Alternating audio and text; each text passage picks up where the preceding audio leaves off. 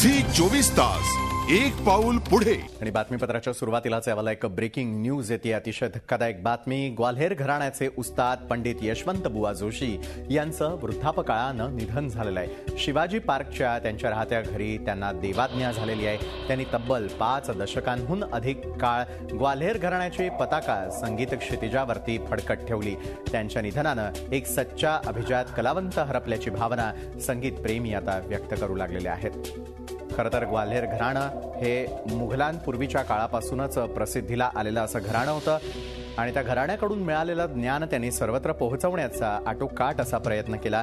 ग्वाल्हेर घराण्याचा कोहिनूर एक प्रकारे हरपल्याची भावना अनेक जण व्यक्त करायला त्यांनी सुरुवात केलेली आहे. तर ग्वाल्हेर घराण्याची हीच गायकी जी आहे सर्वत्र पोहोचवण्याचं काम हे यशवंत बुवा जोशी यांनी केलेलं आहे. भारतात जागोजागी त्यांनी आपली कला देखील सादर केलेली आहे. या संदर्भामध्ये आपण ज्येष्ठ कला विश्लेषक अमरेंद्र धनेश्वर यांच्याशी चर्चा करूयात.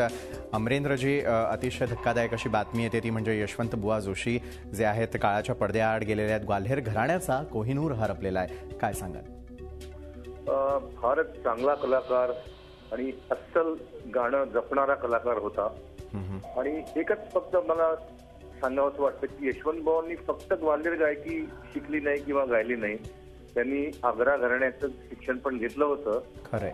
आधी यशवंत बुवा मिराशी आणि नंतर जगन्नाथ बुवा पुरोहित यांच्याकडे ते आग्रा घराण्याची गायकी शिकले आणि त्यांनी दोन्ही घराण्याचा एक काहीतरी संयोग घडवून आपलं स्वतःचं एक गाणं बनवलं होतं.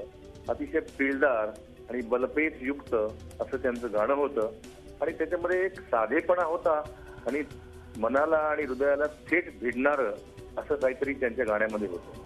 नक्कीच अमरेंद्रजी, आपण जसं म्हणालात की ग्वाल्हेर घराणं आणि आग्रा घराण्याची शिकवण त्यांच्याकडे होती. त्या प्रकारची गायकी त्यांनी जी आहे ती शिकलेले होते ते. मात्र त्यांच्याकडे असलेले जे त्यांचे शिष्य आहे, शिष्यांचा परिवार देखील फार मोठ्या प्रमाणावरती होता. शिष्यांपर्यंत त्यांनी दोन्ही घराण्यांची जी गायकी आहे ती पोहोचवण्याचा प्रयत्न केला, त्याबद्दल काय सांगा? त्यांचे चांगले शिष्य आहेत आणि ते चांगले नावाजलेले आहेत. एक आहेत डॉक्टर राम देशपांडे, त्याच्यानंतर आहेत आशा खाडीलकर, अर्चना कान्हेरे किंवा शिवानंद पाटील, ते आता हयात नाही. असे अनेक शिष्य त्यांच्याकडे होते आणि तयार झाले. आणि यशवंत बुवांनी आयुष्यभर मुक्त हस्ताने विद्यादान केलं आणि खरोखरच विद्येची जपणूक केली आणि एक निर्मळ स्वभावाचा आणि पारदर्शक व्यक्तिमत्वाचा असा हा गायक कलाकार होता.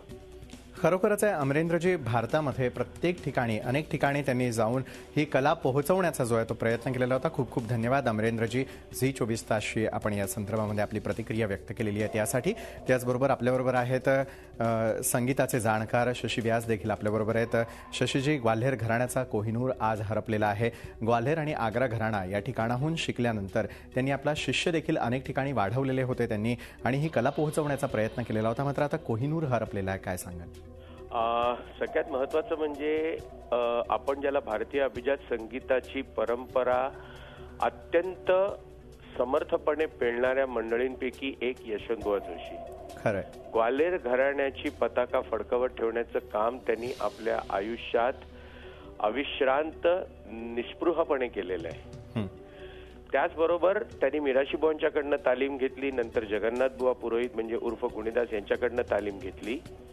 त्यांच्या गायकीचं वैशिष्ट्य एवढं एक सांगतो की अत्यंत दाणेदार आवाज आणि वैशिष्ट्य म्हणजे उतार वयातही आवाजात खर नव्हती. त्यांची गाण्याची पद्धत ही पारंपरिक होती आणि त्यांनी शिकवण्याचं व्रत चालू ठेवलं होतं. खूप अत्यंत उत्कृष्ट विद्यार्थी तयार केले. राम देशपांडेला शिकवलं, ओंकार दादरकरांना शिकवलं, त्यांनी कित्येक जणांना शिकवलं की जे आज मैफली गाजवत आहेत. यशवंत बुवांनी अत्यंत साधेपणाने आपलं आयुष्य व्यतीत केलेलं आहे. संगीतासाठीच वाहून घेतलेल्या काही कलाकारांपैकी एक व्यक्तिमत्व म्हणजे यशवंत बुवा. नक्कीच त्यांची एखादी चांगली आठवण तुम्ही सांगू शकाल जी कायम लक्षात राहील? म्हणजे जगन्नाथ बुवांच्या गुरुपौर्णिमा खूप व्हायच्या आणि त्याच्यामध्ये यशवंत बुवा पण गायचे. आम्ही त्याला खूप लहान होतो.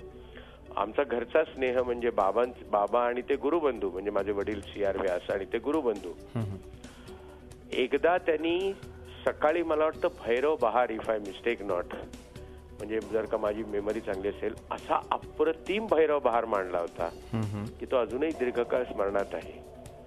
निश्चितच खूप खूप धन्यवाद. आपण झी 24 तासशी या संदर्भामध्ये चर्चा केली. खूप खूप धन्यवाद. झी 24 तास, एक पाऊल पुढे.